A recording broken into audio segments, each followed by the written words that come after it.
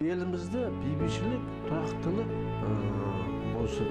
Халықтар arasında келісім болсын. Coming to Kazakhstan, it was like meeting amazing people. They are good people. Kazakistan'a ben kendi evime gelmiş gibi mutluyum Kazakistan'da.